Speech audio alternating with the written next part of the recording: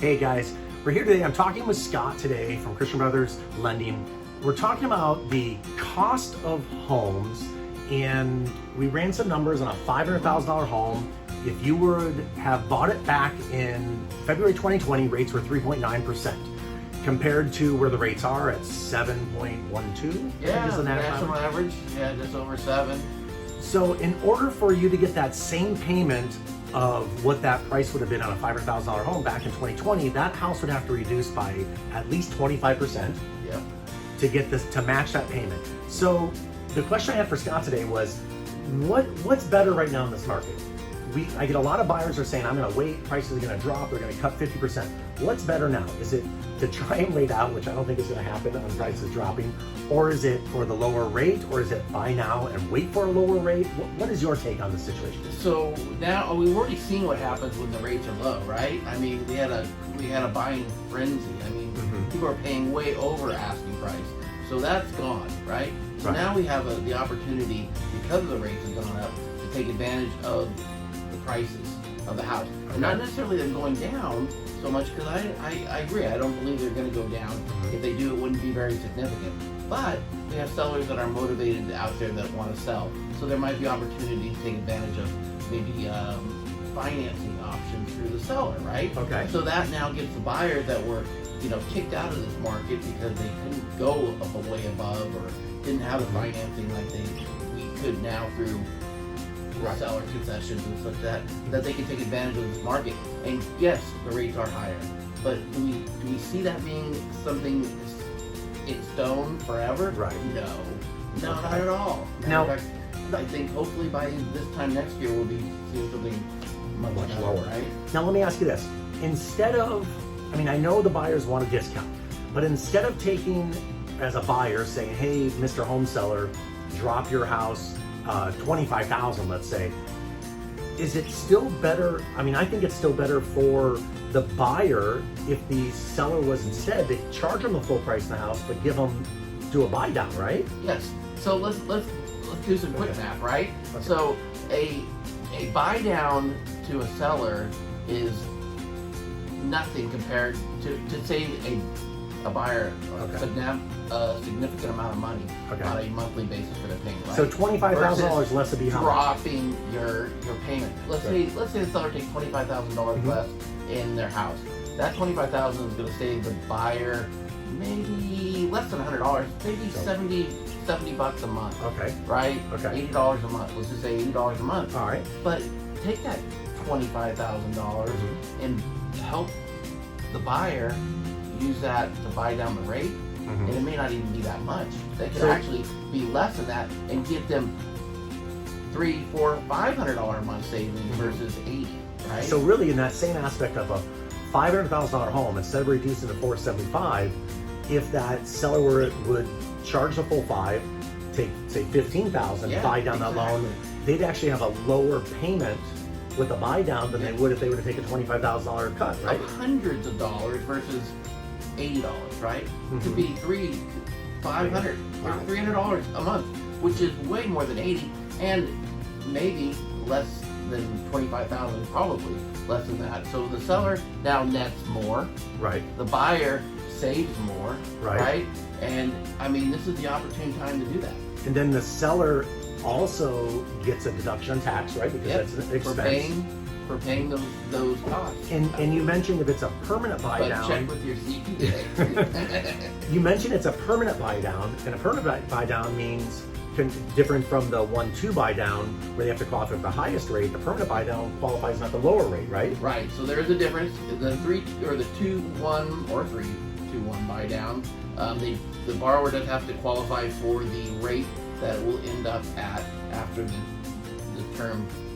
Which today could be like 7.65, right? Let's say, 7, a little over 7%, right? They have to qualify that. A permanent buy down where the seller may pay a little more to the buyer to do that, or the buyer to pay it, whatever, but that's permanent, so that rate they qualify for 30 years.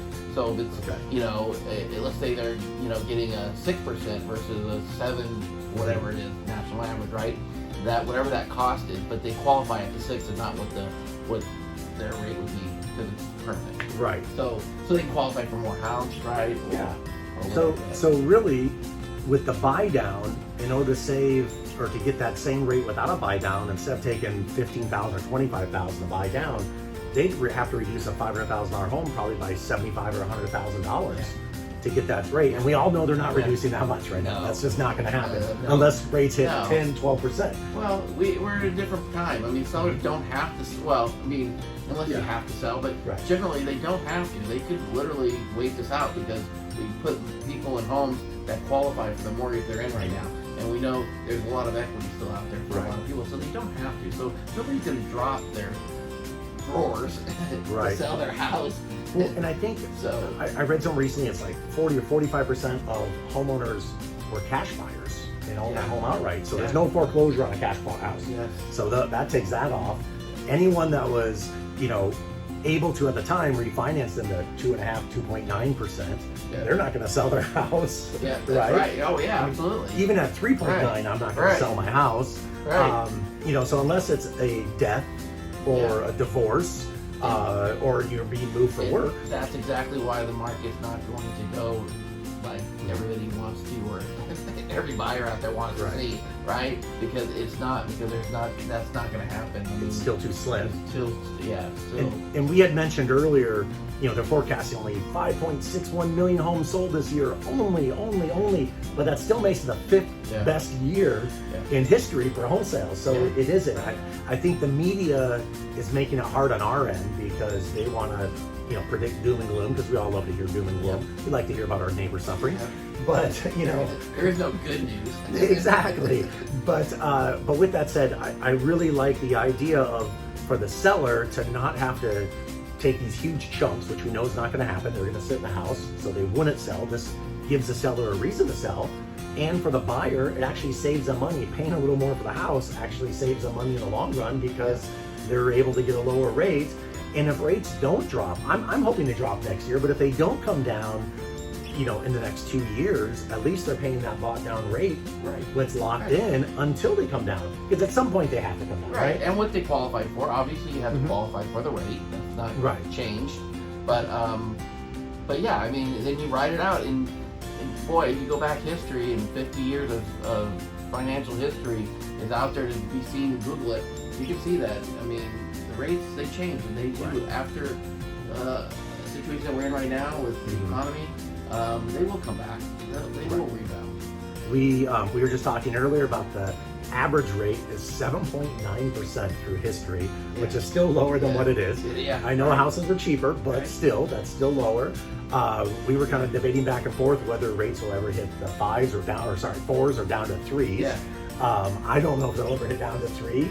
He's more predicting. I mean, I kind of think of it like the gas price. We're going to be so used to 7%, so when it hits the 4 or 5, We're excited. 5%, we're going to be pumped up, and that I literally believe will drive buyers out even more so. So take, as ugly as it may sound, take advantage of these high rates. And I think so too, because I think even if they hit into the high fives, Yeah. I think we have so many pent up. Because I saw that after March, when the first hike started to hit, I started to see in my listings that pent up buyers that couldn't buy before because they're being outbid, whatever it was, they were coming out because they were qualified. They'd rather pay the higher rate, but they could now put an offer in a house. They could think about it. They didn't have to buy it that day. And they were coming out. Now rates have gone even a little higher. And so even some of them had to pull back. So I think we're going to have a lot of pent-up buyers, Mhm. a lot of people that thought they missed the boat when rates were really low. Yeah. So the minute rates start to come down, they're going to try and buy in to get their toehold. Yeah, absolutely. Yeah. Because they're seeing, they're going to start seeing that come down. They're going to jump in while they can, right? And then everybody else just follows. That's the way it works. Because their theory is if So- it even gets lower, they'll refinance again. Why the investors are out there? I mean, double digits now of percentage of investors are buying versus when the rates were really low, Right. because they don't have to go and compete. And rents, we're seeing a rent trend. I mean, rents slowed down a little bit, but we predict rents are going to So keep it's gonna going, keep right? going up. Yeah, absolutely. I mean, housing is at a shortage. Period. Exactly. So it It's doesn't staying matter. that You way. gotta have a roof over your head, rather rent or Builders buy. builders got timid after the big recession. They never really caught up. now with the low rates that people refied at. Yeah. I mean, it's just not coming around. So, Yeah, you know what, Scott? The builder boom was before 08 and then after 08. So we've been, over 10 years of just Decline. not building. That's it. So, And even for if- the most part, Even if the houses that are in mid-construction came on, along with, we started talking, I know Scott put out a video earlier today regarding people that were in forbearance. Yeah. Even if some of those forbearance people weren't able to catch up or decide to sell, they still have equity in their home, Yeah. so they're gonna sell. It doesn't affect their credit, so they're able to sell. But even with those coming on market, we're still at such a shortage that we're not seeing it. yeah. Zillow predicted a 1.5% growth. Yeah. I know it's Zillow, but Yeah. that's still it. And the Fannie Mae only predicted a 1.5% decrease in home growth nationwide. So, I mean, that's including the Arkansas And I and just Fresno. ran. You saw Yep. I ran a town here in South Orange County. Almost 7% growth for next year. That's what they're projecting. Yeah, and that was Lake Forest, which Yeah. I do a lot in Lake Forest. So yeah, so it's still good. It's the best place you can put your money. We can't afford it, And but you it's can still live in growing.